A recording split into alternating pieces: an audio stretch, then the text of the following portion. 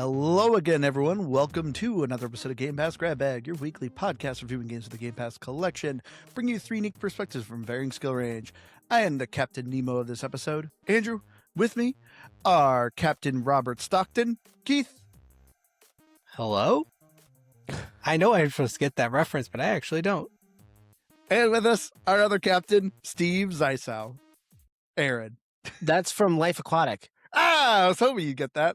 Wait, mine is? No, Aaron's. I don't know what I don't know what Keith's was either. Okay, Keith was good. the captain of the Ocean Gate submarine that imploded. Oh, I know okay. he did a little Google research. Famous captains. And he got that one. Yeah, I good job, mean, Andrew. That's Was he actually a captain? that would be more mean, like he- infamous, I think. I mean, he drove a submarine. Does that qualify as a captain, I guess? I mean, that thing was all right, barely a submarine. Let's actually break this down a little bit. If I had a little lake in my backyard and I built myself a little submarine, can I call myself a captain now? Well, I think you he can't. built the submarine for the ocean. Granted, it wasn't successful. Okay, my Because point if you is, also different build the from a lake. boat, then you are also a boat maker and a captain. who appoints you a captain? You I mean, actually go to isn't it school the for same- it. Isn't the same as like, because you would call him a driver of a submarine. A driver is someone who But does you need a- car. A But pilot is you something need in a a plane. license to be a captain. Just the same as you need a license. Isn't a captain just a person who drives any sort of aquatic vehicle? I love that you're saying that, Andrew, because then, yes, I have been a captain before. Oh, when have you driven, Aaron? I've driven boats. When? When have you driven boats? I've been on a kayak. Okay, I don't know if a kayak would be. I've Oh. paddled a paddle boat. Yeah. I've Andrew, canoed a you canoe. can't do that I've been on a bookie board. Does that count? You There did you go, say Captain. you did say an aquatic vessel because I You have did say also that. been in a tube on a river. Oh, Captain Heath. Congratulations. Captain of that float. Wow. It was a maiden voyage. There was one survivor. We're all captains. Anyway, this week Aaron picked the game. We played Abyssus by Double Moose Games, which Abyssus, what a terrible name. It Is almost it a sounds terrible like name? I feel like someone was trying to say abyss and they sneezed halfway through. And they were like, yeah, let's go with that. Because my immediate reference, and I would like to know, we'll do zero, obviously, journalistic integrity on this. As you should. But my immediate thought is the Abyss, which is a movie that takes place at the bottom of the ocean. Yeah. So, But what's with the us? like, you don't want to just say the Abyss because Why not? that would be because it's a movie, a very famous movie. Oh, and no other mediums have ever borrowed names like Doom. There's only one Doom, right? Yeah, But it's all licensed under one studio / line. Oh no, I guess it is. There's not Yeah. someone just like creating Doom games that aren't Doom games. There's no Grand Theft Auto games that aren't Grand Theft Auto games. I could research, but I Did you guys play the new Forza Horizon game? Not the other- one there that are came other on Game Pass. It's instances. another Forza Horizon game that's also called Forza Horizon. It's I don't actually want a to waste too much basketball time game. researching. I guarantee you, there's other instances. Andrew is having a tough start to this episode. Very tough. No one's No, I'm getting not, his 'cause references. this always happens. No, I'm Whenever not. you're on the podcast and you're like, you got to think of something right now. It's like, I can't think of anything. But when you listen to it, you're like, oh, here's like 5 things right here I can name right off the bat. But anyway, Abyssus is a first-person roguelike FPS where I guess I kind of maybe call it a boomer shooter. You are stuck in an arena. You are basically going through a map, a pretty linear map, going from point A to point B, into an arena, fight all the enemies, collect a reward, progress story. If you end up losing your run, go back to the main base, insert your soul fragments, which is kind of the continuous currency, upgrade your character, unlock new weapons, new abilities, and try to see as far as you can get in the run, and rinse and repeat. Increase the difficulty to hopefully eventually get the true ending. But yes, as far as the story goes, oh wait, no, I guess, sorry, I'm already jumping ahead. Let's go around whether or not we give this a game or a pass. I know I'm now losing it. You got me all I frazzled. told you, now. Andrew is having a rough episode, guys. I'm sorry. For me, this was a game. I'm really glad you picked this, Aaron. It's we've played a handful of roguelike FPSs like this before. I think the one that always comes to mind was RoboQuest. Absolutely love that game. That's exactly what I had in mind as I was playing this. Which I don't know if that's still on Game Pass. I don't think it is, which is too bad because that was a good one. What was the one with the animals? Nope, That RoboQuest is still on Game Pass. Oh, okay. It wasn't. Yeah, and then the one with the animals. That's what I was trying to think of too. It was like I keep seeing things on it on Steam. Yeah, because they but keep it got updating terrible. Yeah, they never updated on the console, which it made me incredibly sad because it was a really good game. Real bummer. But either way, you're going off the rails again. I know. Feels like those games. But anyway, Abyssus. This is a game. I had a ton of fun with this. I found this actually to be pretty easy. Literally my second run, I was able to beat the run. So I didn't need to upgrade my character to crazy levels. I did feel like if you just have decent enough skill, this game gives you a dash, gives you a double jump, gives you an air dash. Anytime a game gives me a dash and an air dash, I'm like, all right, this is great. I'm going to enjoy this. And yeah, I had a ton of fun with Abyssus. My biggest complaint, though, is the lack of variety. There's not a lot of areas and not a lot of enemies. So after a couple runs, I'm like, I have seen all these people before. So that can wear thin, but this game has a lot to grind for. It has some really cool guns, really cool abilities, and the actual environment of this game is awesome. So this is definitely something worth checking out. Yeah, so I mean, that's pretty much always going to land in a game category. It's a roguelike. And I mean, you know what that does for me. So what's your category, Aaron? What is it? Story games are pretty much a borderline game at all times. Oh, you're talking about like Telltale the games. Choose Your Own Adventure. Yeah, the super massive games. Yeah, So that like starts at like a 70. Yeah, so like pretty much you're always going to land probably in the game section for me when you're a roguelike. So it had that. This is not my favorite by any means, and I'm going to partly blame Aaron because he put me on another game recently, and that definitely distracted me from this because I probably didn't play this as much as I could have, but at the same time, I really just was struggling to really get into it. And I think we'll get into this because you mentioned it, Andrew. The difficulty is not necessarily there. It's a little skill heavy. I am not a good FPS player. That includes against the computer, includes against people. Yeah, I am just not skilled overall when it comes to that. So this isn't Even in real life. Yeah, absolutely. Not a great first person shooter in real life, for sure. Should have seen me play basketball. But yeah, so it is a game. I did like it, and I think it's worth checking out. But this is not going to be the first one that I would recommend to people when it comes to Game Pass, especially if RoboQuest is still on there, because RoboQuest I loved. Yeah, this is a game, but I would temper your expectations with this one a little bit. This one didn't quite meet the expectations that I had for it. When I saw the trailer kind of hypes up kind of how much there is to do in this game. So in my mind, I kind of saw this as a very grindy, infinite possibility type of game. And it's not quite like that. There aren't as many weapons as I thought there was going to be in there. I actually thought there was more weapons. Well, really? you have what, 6, 7 weapons, and then each of them has 3 different methods of shooting. There's 9 weapons. So you have 27 total, which isn't it. I think that's a pretty, at least options. But I'm at least going to back Aaron up on this in the sense of having to lock into one of those 27 options and that's it. Abilities pending really makes you feel like it's less customizable. But anyways, I'm going to let Aaron go from here. Yeah.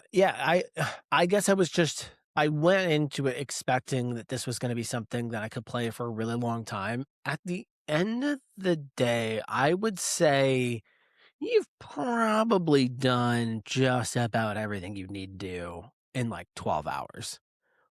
And like Andrew said, he beat it on a second run. because things just aligned. There is obviously RNG involved, so Andrew just kind of had the perfect stack going in there and was able to complete that run. And he's not wrong. The level design is, I was hoping it would be like just generated levels, but they're not. They are very much like these set levels. So you know what you're looking for when you're going into them. And they're kind of very quick to fly through. And again, I feel like in 12 hours, I would walk away from this feeling pretty satisfied. Where with a bullet hell roguelike, I will, as long as the meta progression's there, I can play that forever because I always feel like I'm developing and grinding towards something. This one didn't give me that same sense. So I was a little bummed out in that front, but it does play great. I think the setting is great, and I do think it actually plays like a lot of fun. Like it's pretty zippy. So it's a little bit, it's positive, but a little bit of a mixed bag in some areas. Yeah. But getting to the story of Abyssus, so from my piece together, you're a crew on a submarine. Don't quite know the time, but it's definitely very heavily inspired by Jules Verne's 20,000 Leagues Under the Sea. I mean, heck, the submarine literally looks like the submarine depiction in some of the novels covers. So you're looking at very like early, maybe 1900s kind of diving bells and old school underwater suits. Very But it takes Bioshocky feel too. Yeah. But it's, yeah, so you're this submersible crew that gets stuck on some sort of, you got teleported to some sort of land at the bottom of the sea, which takes very heavy remnants of like Aztec culture. To me, I thought it was like, oh, maybe they're trying to go with like the Lost Sea of Atlantis or Lost City of Atlantis, but I don't know. It's more Aztec than anything. But yeah, your crew is essentially stuck in this endless loop of trying to explore this area, try to figure out what's going on. You find some journals along the way, which also aren't procedurally generated. Those journals are always there. Yeah. But yeah, basically you are trying to figure out a way how to get out of this land that you're kind of stuck on. So yes, I did beat it on the second run, but there is a true ending, which I have not yet unlocked. So yeah, I wanted to ask you about that. What did you mean by that? Like what, when you say It this, literally, have you ever beaten a run? no, I've gotten darn Oh, close. What a loser. I know. I had one round where I felt like I was pretty much stacking what you described you did on your second round.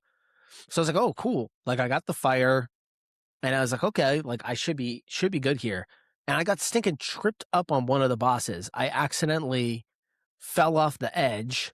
And then when I came back up, I was on top of the boss. Like it spawned me right on top of him.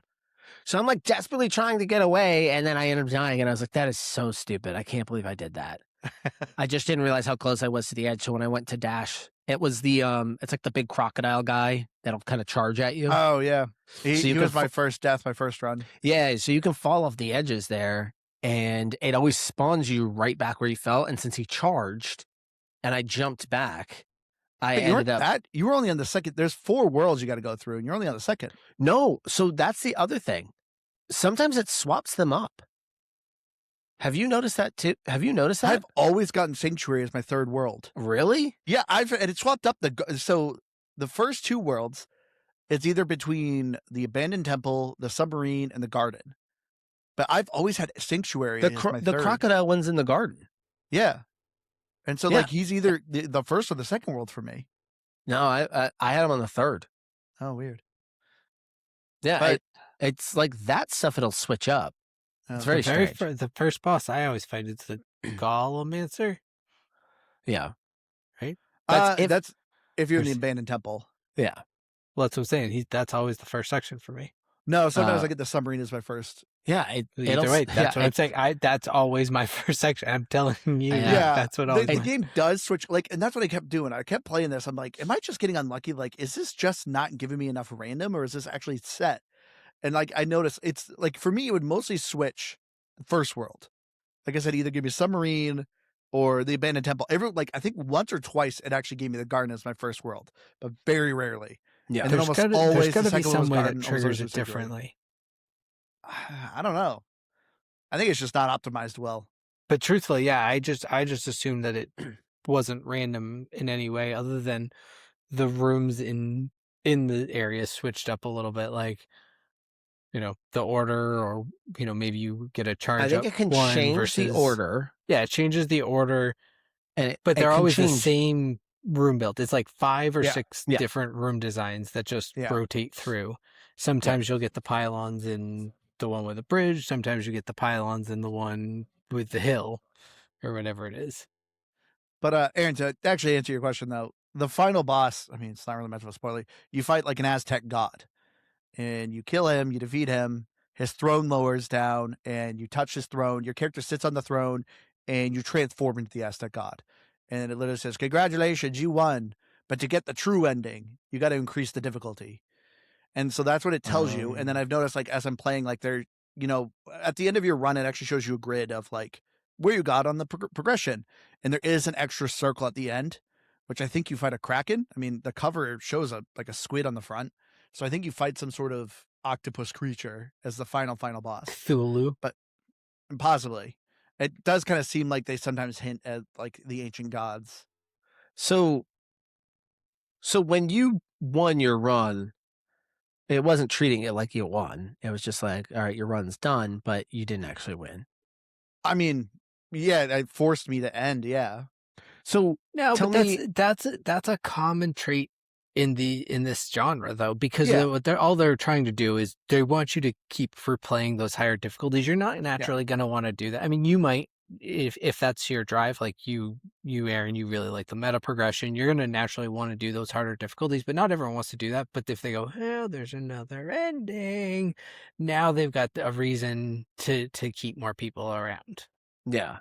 Now I have a question. I know we kind of just walked right out of story. There wasn't much to say about stories. We're kind of talking gameplay here, but I do have a question for you, Andrew, about your run. Because one of the things I did like about this game is there are little mysteries.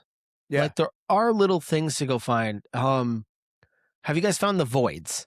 Yep. I think they're called. Which I What had do no those idea. do? They're called like Fissures? void fissures. Yeah. Yeah. No idea. No idea what so they do. Every once in a while, you'll see like this anomaly out little of reach. ball. Yeah, around a corner, and you shoot it, and it says, "Oh, you found a void fissure." I don't know what it does, so I was kind of curious if you knew what that was. But the No. other thing that is kind of cool, I think, about this game is how it introduces new weapons to you. Yeah. They're just kind of found as you're going through the game. Some are very hidden. Yeah. So some are. That explains why I never found any, or well, because I Oh. never found them. I didn't know I had to you find get, them. I You was get like just assuming I 3 had to that are unlock along them. the path. Like 3 you Yes. can't miss. There's also some, maybe just one in like the lobby, the starting lobby. There is 2. I thought there were 2, but I was like, am I making that up? So there's 2 just in the lobby alone. So if you're kind of going around there, kind of exploring, it is a decently big size there's space. the pistol and the shark deity where you can get in the lobby. Yeah. Yeah. So I like how it does that. I thought that was kind of a cool way of, these levels are very samey, but it did always make me feel like, oh, well, I got to check these corners just in case. Like I got to see if I can find a fissure, even though I don't know what it does.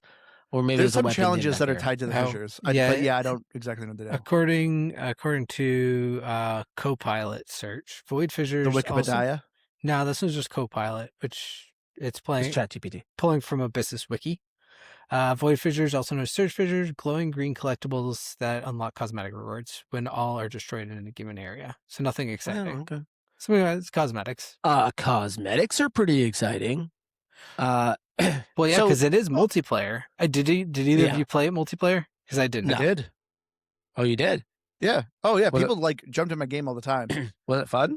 Oh, it was very fun because this game I don't think actually fully scales. Like I don't know if it scales at all, honestly. So I was just playing on my own, and I'd like one person just jumped in and like we won the run and destroyed it. Yeah. Later on, I had another person, and I think he knew I was newer. I mean, granted, I think I was still rocking default cosmetics, but he showed me like all the weapons. So I like one run, he literally was like pinging, go here, do this, do that. And so he got me a handful of achievements, handful of like finding all the weapons. That's awesome. Yeah, so I unlocked all the weapons like within one run. That's the community coming together. You Yeah. love to see it. Because that was good. So that was actually my broader question, Andrew, to you was on your second run when you completed the game, how many weapons did you find on that first run? On your complete just gun. the ones that are on the way. So the shotgun. Oh, really? Yeah, you got the shotgun and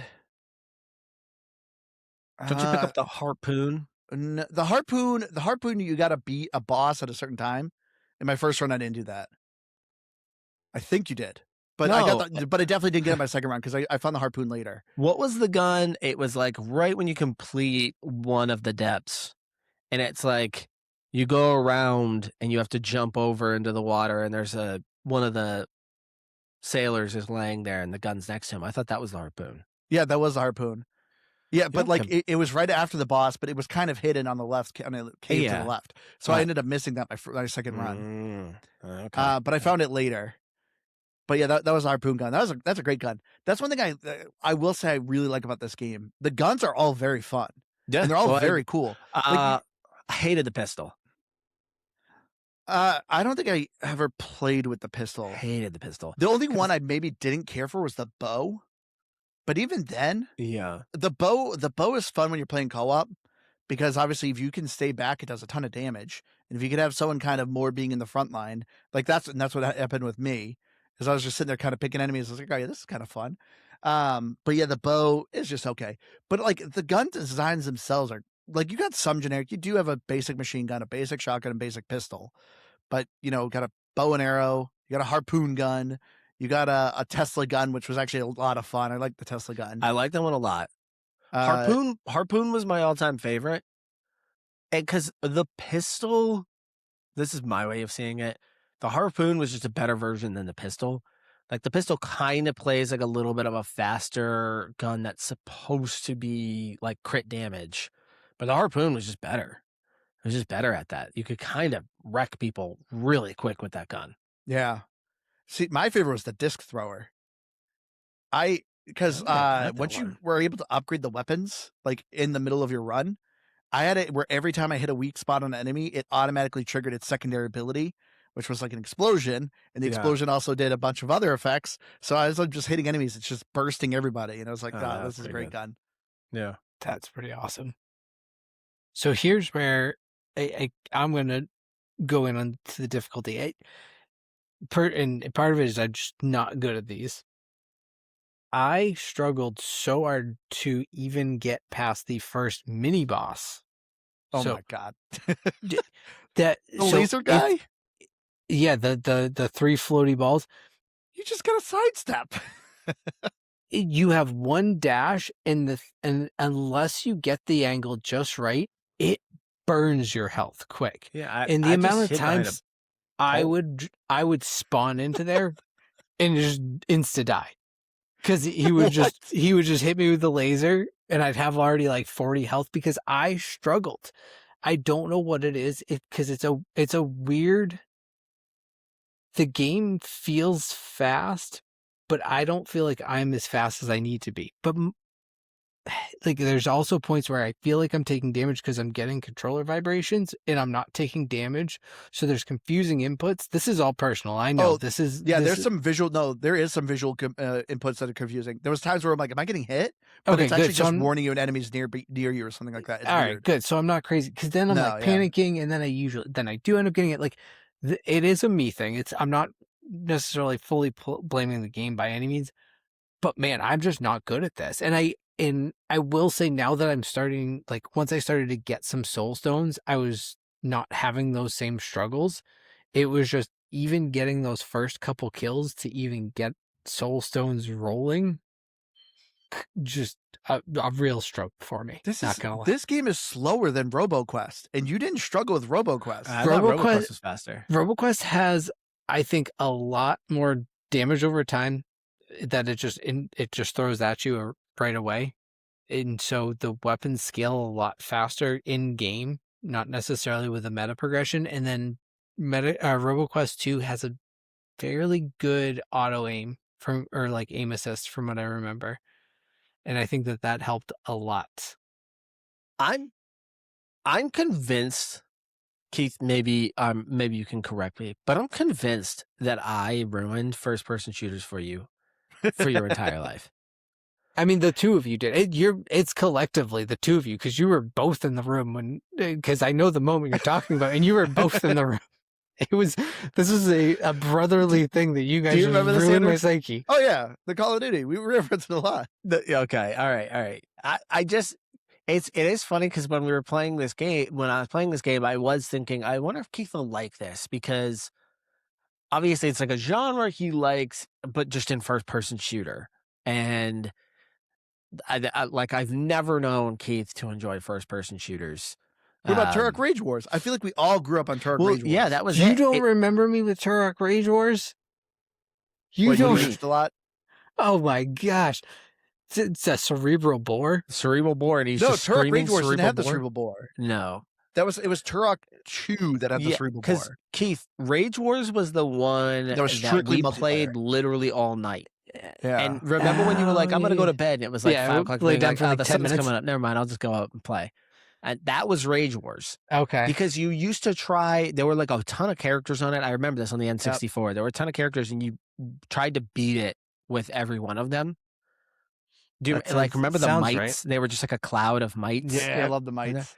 Yeah, so Rage Wars you actually really liked. Yeah, it was. And it's not that I've never liked a first person shooter though. That's the other thing. Like I've have bits where I've liked them. I mean, there was a while where I was really into Call of Duty for a few years. Like I do go through spurts, and I do like the genre. I'm just not good at them, and so that's really more the thing that it comes down to is I'm not generally good on PvE like these.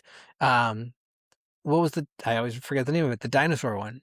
Freaking love that. I lied, game. Keith. Cerebral Bore is in Rage Wars. Yes. Okay. But yeah, so the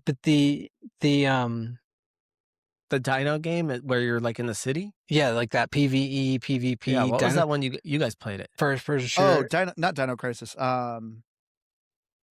It's oh my gosh, new. We just talked about this. Yeah, but it's been already dead, I think.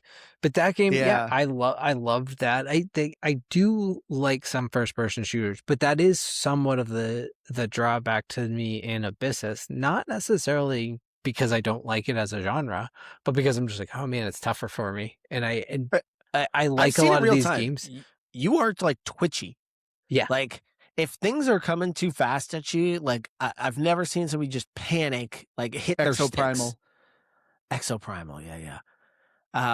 But that's always been Keith on first person shooters, pretty much. I mean, since the N64, because I feel like in the N64, I don't remember having issues playing like GoldenEye or something with you. You were fine on that. It was once there were 2 sticks involved, it got like too fast, and you just couldn't do it anymore. I think that's probably because it's what's driven me away from sports games. They get a little bit too complicated. I'm like, I just don't want to have all these mechanics built into the game. I just want to hit a bunch of buttons. Just wants cozy games. Just give the man cozy, but not games. Cozy. I want bullet hells. Yeah. He wants number go up.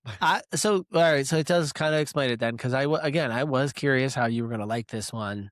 Just because of your history, I figured this one, but I didn't think this one was too fast. That's kind of where I was that can be okay. Like I said, I think is fast. I think it's just the confusing inputs to it, and there are. Because that's what really makes me twitchy when it comes to first person shooters is when I think I'm gonna get hit. Like you said, I start panicking a little bit, and I don't react well.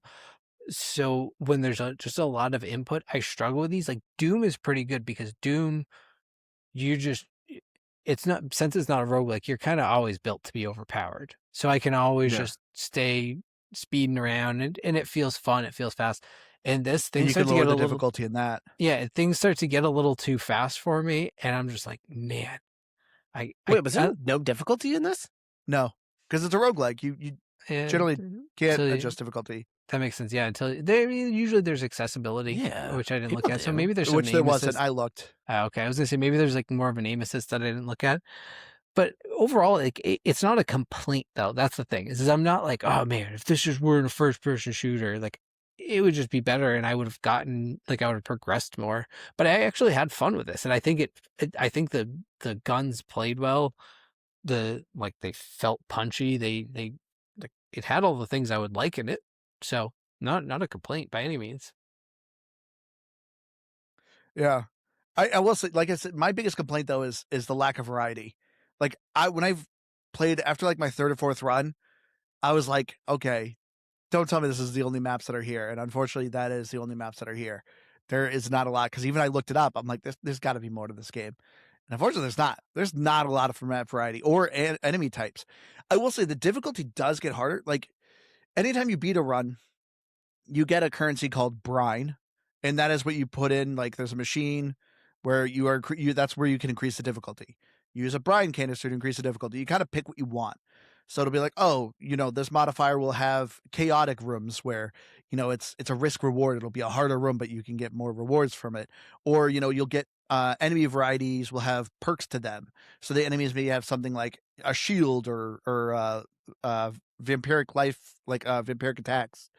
And so like you can kind of pick these kind of difficulties that you want. And there actually is like an endless mode at the very bottom of that tank. You can literally pay 1 brine and its enemy's health and attack goes up by 1%, and it's unlimited.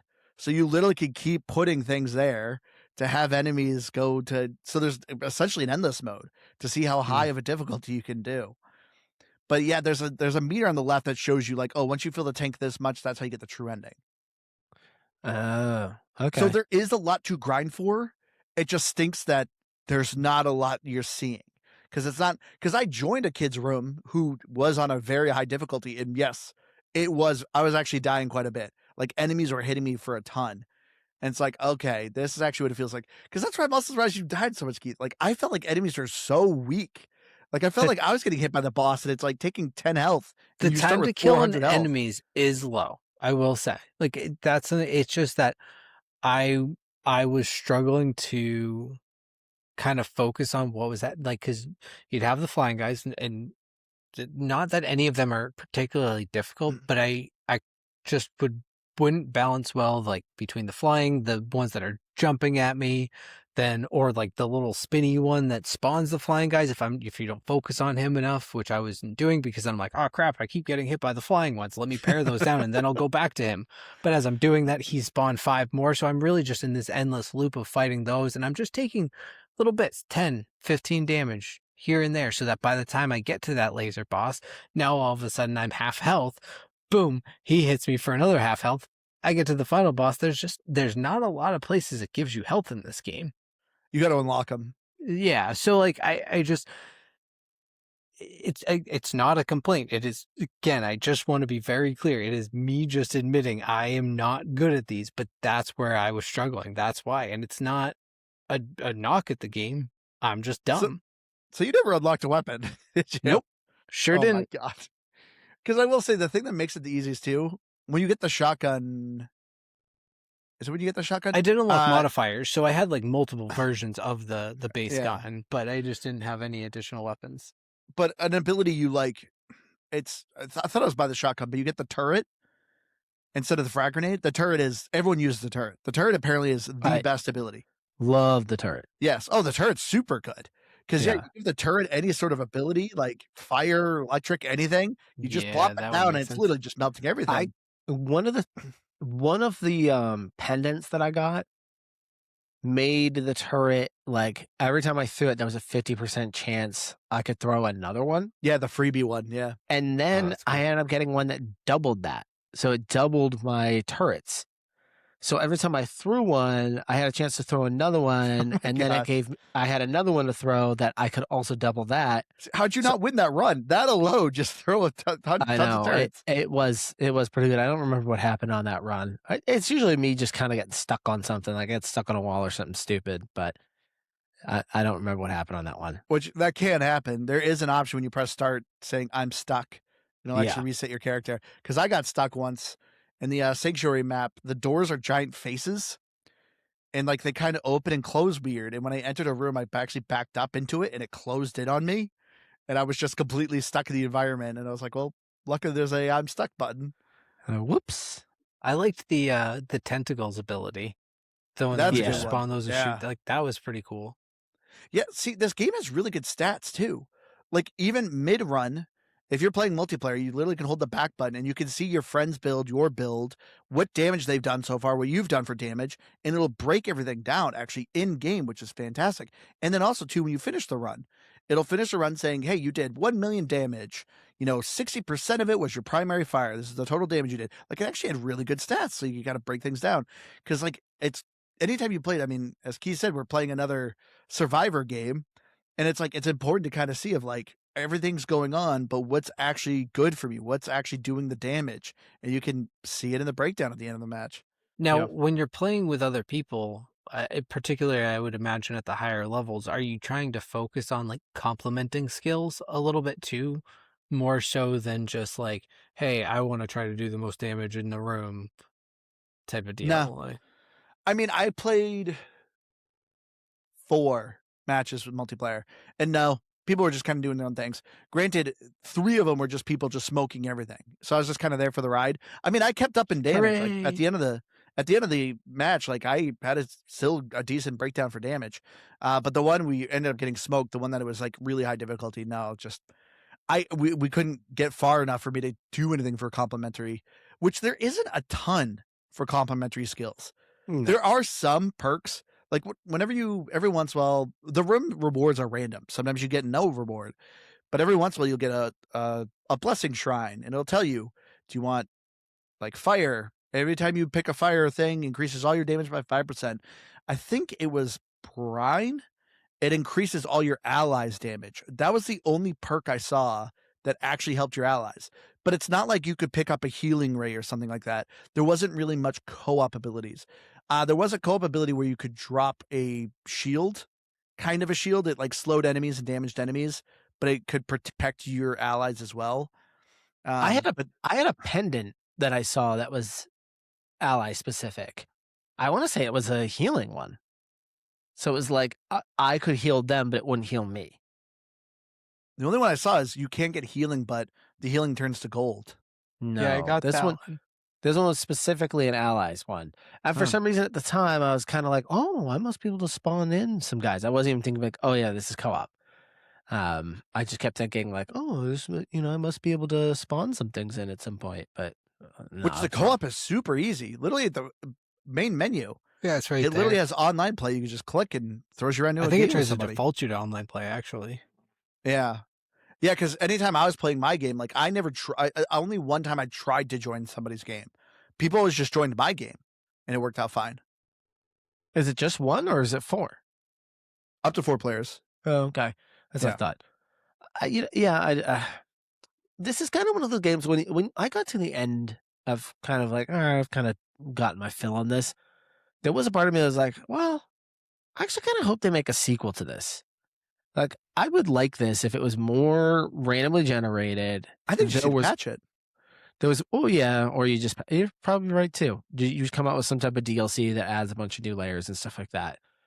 But I go back to this because I think we made a really good point on this many episodes ago.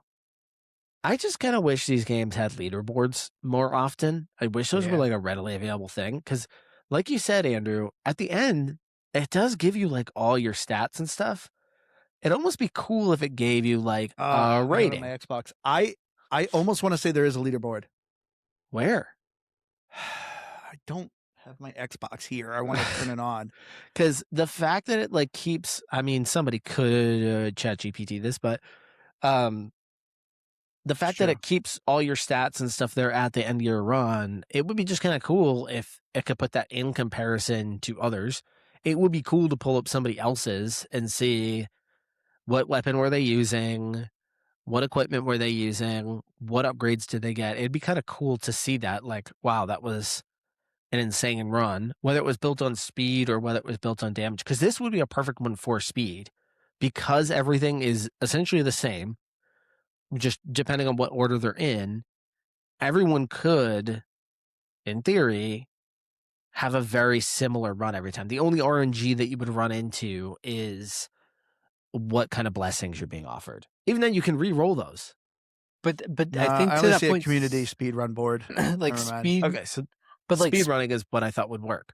and I can still see it because of the fact that it's so skill based on like hitting those, hitting the critical spots, and everything like that. Like, I don't know, you could see that being a factor, but it is all random, so you can't be like, okay, they're always going to spawn right here the first time for me to kill. But it's not all random. No, I get that. Every time, like every room is exactly the same, and the things that spawn in it are the same. So Yeah, but you might not get a pylon on your first 3 rooms No. type of thing, and that's going to slow you down It's maybe versus something that it's doesn't. the order in which they're coming. Yes. But outside of that, I still get what you're saying. Like, I think there's an aspect to it. I mean, honestly, unless I'm missing it, not to go on a huge tangent, but I actually was just thinking about that with Soulstone Survivors, the other game we've been playing, is like, I want a leaderboard. I want to see how much I'm crushing you guys. But beyond that, like, I do think the leaderboards are always fun in these games, whether it's damage dealt, like, just there's different things you can do. Just about any game. It is surprising that a lot of people just don't do leaderboards much anymore. That was such a 360 era thing, Yeah, and just it's really fallen off. I mean, it's if you want not to get into some whole conspiracy thing, but it there's no value in them developing it.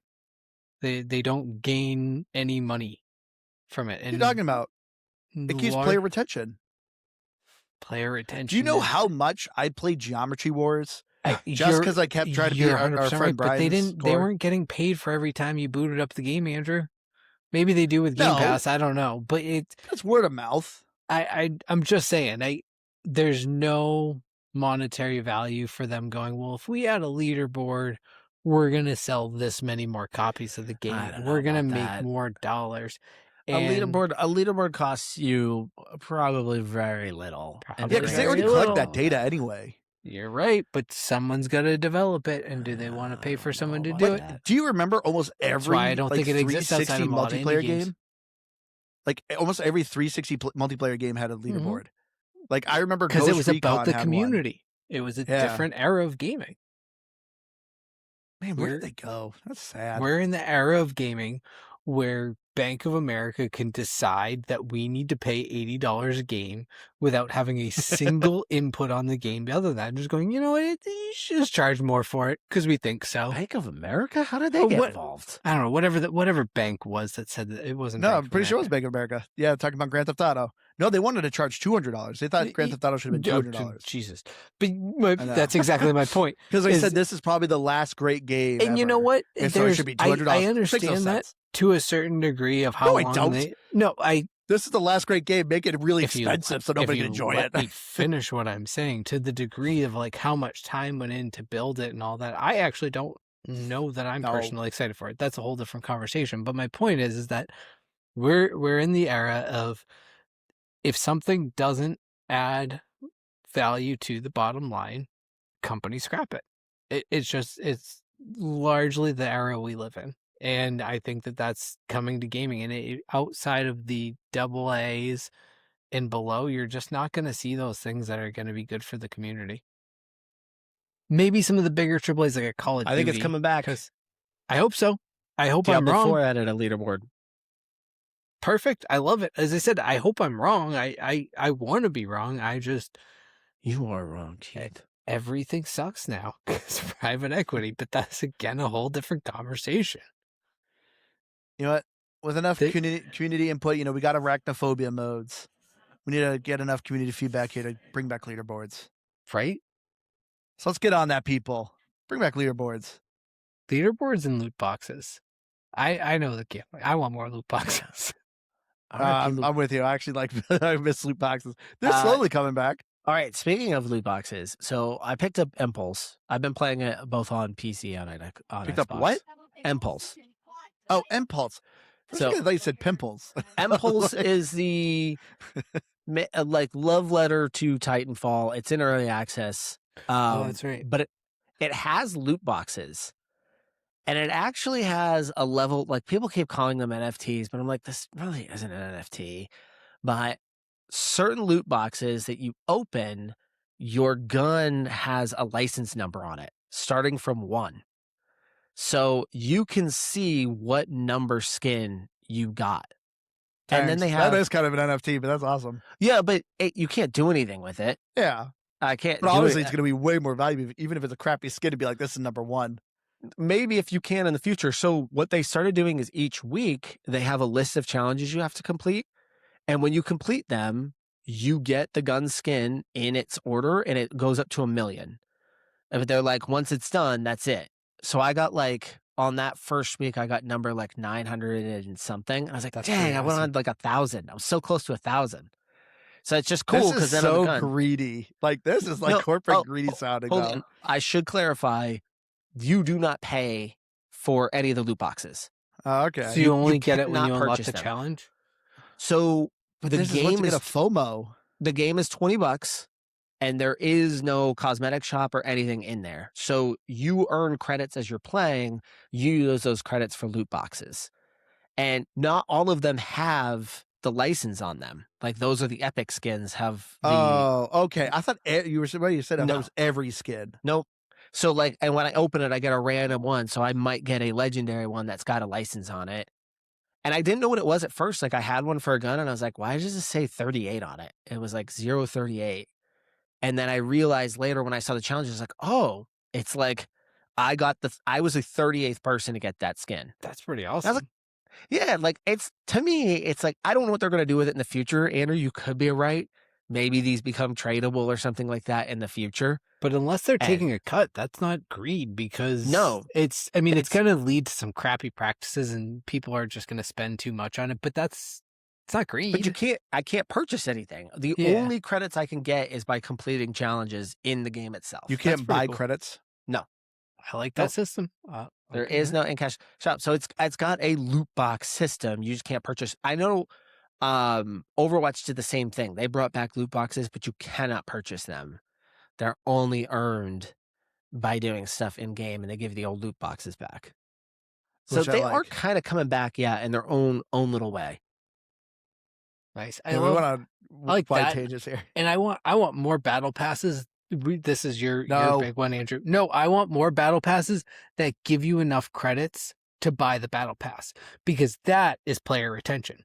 They incentivize you to want to play the battle pass enough so that you can continue buying it without paying for it. I agree with that. Yes. That's As long all as I'm it's saying. not timed. Time to a certain fairly. I don't think it needs to be like sweaty timed, but like if you have like 3 months to complete it and trying, playing every day, you can complete it in a month, then yeah, I think that's reasonable. No, Like but- Apex, I thought was always very reasonable about it. I know they've Yeah. gone away from that system. Yeah, but, they got rid of it. but Literally, when they got rid of it is when I stopped playing Apex. But at the time that they did, like it never felt like I was like, oh my gosh, I like have to. But I always wanted to play it, and that was Yeah. the thing. It was an incentive. But you're right. We're way off the trail here.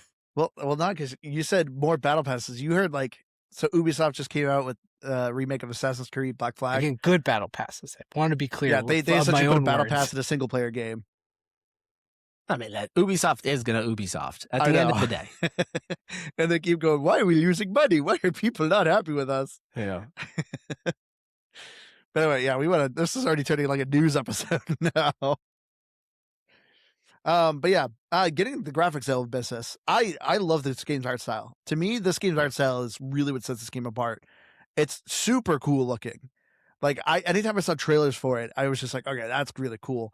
Your character looks super cool. Like I said, they're kind of in like these old timey dive suits, which of course you have different ways to customize it.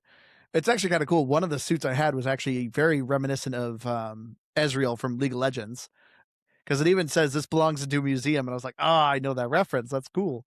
But yeah, the cosmetics on it are really cool. The enemies are okay looking. That's the most I'm going to say is just okay. I will say that's the weakest part is the enemies. The bosses are cool. Yeah. But literally the first group of bosses, the first enemies you're fighting are either replicas of you, so they're mutated sailors or scuba divers, or golems, which are pretty like golems are always kind of a generic enemy, or frogmen. Like, come on.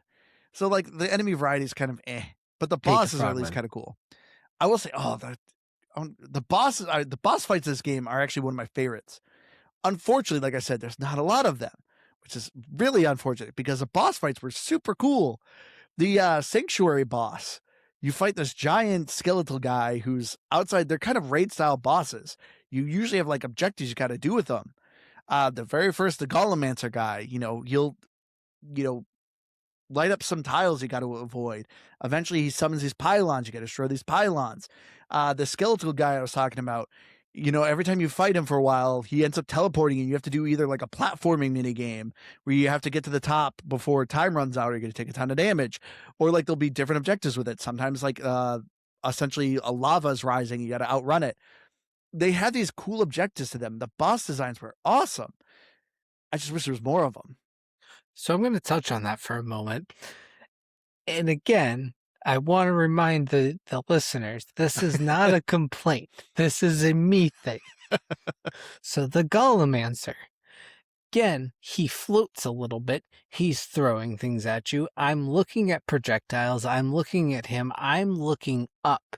And then all of a sudden I realize, crap, I'm taking damage because of the tiles. Now I know that it's happening. It's not like it was a mystery, like, where am I taking this damage? I knew that the tiles were there, but I forget to look for the tiles because I'm too concerned about him dashing at me or throwing bombs at me and all of the things that he's doing on top of that. I know that I'm just bad, but I'm trying to make it as dramatic as possible to plead my case. So people aren't going to bash you for giving this game a bad score just because of your skill issue. I'm not even going to give it a bad score because of my skill issue. I'm just saying it's not the best roguelike that's on Game Pass. Just bless your heart, Keith. Bless your heart, man. That's why I'm bad at first-person shooters. I need to see everything at once. But yeah, like I said too, the gun designs of this game are awesome. Like the art team in this game did a fantastic job. Oh yeah, I love very the little complaints exhaust about that it. was on, like, again, the only weapon that I unlocked. But like I love the animation of it, just like having the just giant exhaust that came off of it, like an old school hot rod. Oh, the engine rifle. Yeah. So I'm assuming the other guns were designed cool too, and even in that section that I was playing through of all the enemies, while you're fighting the same enemies, when you get up close to them, they're actually really detailed. Like, you know what game I was trying to, I remembered, Andrew, and I couldn't tell you the name of it, but it was the one that was like kind of wizardy, and it was first-person shooter, but the graphics almost felt like old school Doom, like super janky graphics. It was super fast-paced, and it was a lot of like... Into the Rift. That sounds right. Yeah, it was probably like 3 years ago we played it, maybe more. Yeah, I hated that game. You did. And I'm not saying this game felt like that, but like there was points where like the graphics where I was like, they weren't great. But then when I would get up close to things, I was like, oh, actually, that looks a lot better than it does from afar, if that makes sense. Maybe it wasn't that. It was something with Rift in its name. Yeah, but either way, you remember the one I'm talking about. Yeah. Because I literally actually was thinking about that too. And I remember going, I hated that game. But there was points where like the graphics are way, way worse in that game. But like I kind of had that same vibe of that in Abyssus. But when you actually look at things, they're actually really detailed and really cool looking. Yeah, I like the look of this game. I think this game looks great. I just wish it was more wet. You're underwater. I think I need to see more wet. Needs to be more moist. Yeah, I need more moisture in it, you know? No, the game looks great. I like the design of it. I'm totally with you, Andrew. I think it's a good looking game for, but graphics are just good these days. Like, it's so hard to sit here. It's either we're playing pixels or we're playing like good graphics. I just want to kind of like what's really happening now is, do you like the art style or not? Like, you really can't complain about graphics. It's just like, does the art style. You love complaining about that, but that goes to art style. Yeah. That's an art style. That's an art choice. You don't have to do that. That's an art choice. So it's just kind of funny. Graphics are just a funny thing now, because I feel like there was a time, and I feel like it's more relevant to highlight something that is like exceptional. Like, certain games look exceptional. Like Clair Obscure. It's been a while. Or yeah, we haven't mentioned like a Forza. But there you go. You didn't have to bring up that, Keith. So I absolutely did. It's been way too long. Yeah. All right. Graphics are good. Yeah. The audio too is also solid. It's as Keith said, this game does have sometimes gets overwhelming with kind of his audio and visual cues. I guess I'd rather have too much than not enough. It's not enough. Like, it's not too much where I'm like, I got confused, but there were times where I'm like, oh, did I get hit? And then I'm like, no, I still have full health. Like, I don't know what that cue was, but this game at least is throwing enough kind of visual stuff at you that you kind of, you got to pay attention. But as far as the audio, like, the music was good. no sounds were too annoying. They do a decent job with the audio. This game takes a page very reminiscent of like Deep Rock Galactic. They always say rock and stone. Like everything about it, their dialogue is always stone. But in Abyssus, it's all about brine. Is this covered in brine? Is that brine? There's brine over here. But yeah, the audio is great. Or good enough, I should say. Good enough. Like what kind of? Do you guys have anything to say about it? No, I again same kind of idea. You're right with the dialogue. You're kind of just talking and stuff. When you said it was Deep Rock Galactic, I was like, oh yeah, pretty spot on. Yeah, just kind of says random lines about things, and that's kind of nothing really matters. Kind of funny. Yeah, you can play this game without audio, but it does sound like the gun sounds were good. Again, at least for the ones that I used. So like the audio is good when you're listening to it, but you can play without it largely. I don't know if I'd not play without audio because it's a boomer shooter. Like you kind of want some of that audio cue. Yeah, I try to get as much cue as I can get. So you could, I guess. Dude, when I've got Limp Bizkit's break stuff playing, like I don't need to hear the game. Okay, keep that rolling, thing's got me going. rolling. So one soundtrack, just that one song. I play those two songs back to back to back. That is how I prefer to play my video games. All video games it doesn't matter what it is. We've actually just discovered why Aaron doesn't like cozy games because he's listening to break stuff while he's playing Stardew Valley. It doesn't fit at all. It's like a water game. Don't you want to listen to like Drowning Pool? Shut up, Andrew. The joke. It was a Limp Bizkit joke. Like why? Why'd you ruin that? He had to bring in a bad pun. That's Andrew's thing. Just boo the man. Boo. This is you have known this man since you were born, and you were questioning why he makes a bad pun. It just ticks me off. That ticks me off. But yeah, as far as the achievements go, it's gonna be hard to 1,000 this game. There's a ton of challenges. Just about all the challenges are tied to an achievement, but these challenges are pretty fun. I was getting a ton of them without really trying. I have over, I think, 500 gamer score out of the handful of runs I've done. There's some that I was going to take much more of a effort. Like there's one to complete a run without getting any of the blessings. Granted, as you join a multiplayer game, you could just sit in the back and not taking the blessings. It'd be a burden to the team, but you know what? It's for achievement sakes. You know, people will understand that you're a burden for the team for the achievements. And that's what Keith. Keith's just always just a burden. Keith's used to it. Man, it's true. Like he's like lashing out. Like he's doing it's true. He's like, no, that's a bad idea. But I like it. Anna just sits here. And is like, I mean, I'm just getting achievements all the time on this. Like it was pretty easy. Like just. I'm giving my honest opinion. Everyone was hating on me, sending me angry messages, but I just don't do your experience. I don't pay attention to them challenges. Okay, so then shut your lip. I have Limp Bizkit playing too loud to notice. Then don't be coming at me. You are allowed to give feedback in this segment. I don't care about achievements. I don't collect achievements. Then sit back and listen to me. I'm at an age where I don't care about getting achievements on every single video game I play. But yeah, so there's a good amount to grind in this game. That's one thing I did enjoy about it. Every weapon has their own challenges to them, so it's great to go back and get the achievements and keep grinding out those weapons. But yeah, let's get into our final score though on Abyssus. As I said, for me, this was a game. I had a lot of fun with it. I still want to go back to and play it. This is something I will say, yes, probably will not grab my attention for super long. Like I'm kind of with Aaron, like there is a lot to get, but there's not a lot to see. So you are going to see the same enemy varieties, the same bosses. Like it is just, yes, increasing the difficulty a little bit. So there are things to grind for, go for, but you're not seeing a lot of new things. I think if this game came out with some patches, got some new areas, I think for me, I thought the weapon variety was good. I had a lot of fun with the weapons and I can keep playing with them. I don't really need new weapons. I don't really need new abilities. I just want more areas.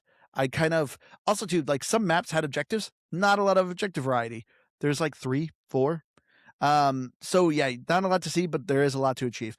So this is something I could probably pick up in another month and do a couple runs and put it down again. But this was still a lot of fun. I'm going to give this a 78. Yeah, this is a tough one because I still liked it and it's still a game. I would still recommend it. I just didn't love it, and I really struggled to get into it, but probably because of my own skill abilities, probably coupled with, again, distractions of other games that maybe if I wasn't into and I kind of had to fill a void, this probably would have filled it, filled that gap a lot better. I would have been a lot more into playing this if there weren't other games in the genre that I was just way more into. Should have said it filled an abyss. Oh man, I was In trying Abyssus? I was trying to avoid bad innuendo on the audio, so I just tried to change my terms and I went with gap.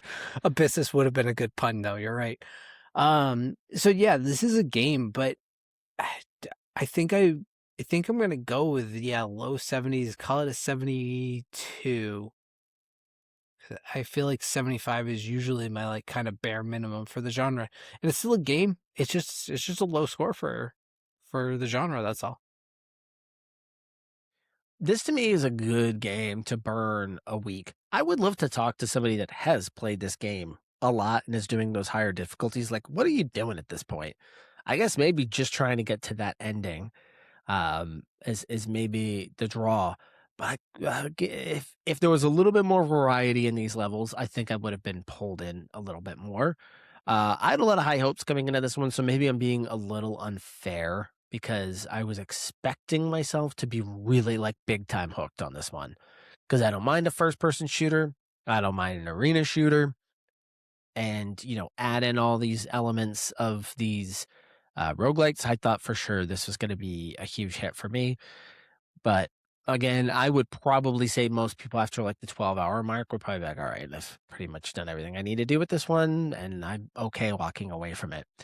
Maybe it's updates in the future. I have no clue if those are coming or not. I did not see anything like that. This is obviously a full release, so I'm just giving a review on what's available there today. In that case, yeah, for me, it is a 75. I think we're all going to remain in the 70s here. I think that's pretty safe for it. You mentioned arena shooters. This is a random thing. We've just done enough tangents, and I'm not trying to pull this because I know you're done, Aaron. But do you guys remember Monday Night Combat? Keith, that was like you loved that game so much. I don't that was know such a what it weird was. 360 era game that Keith. It was thinks good. about. It was clever.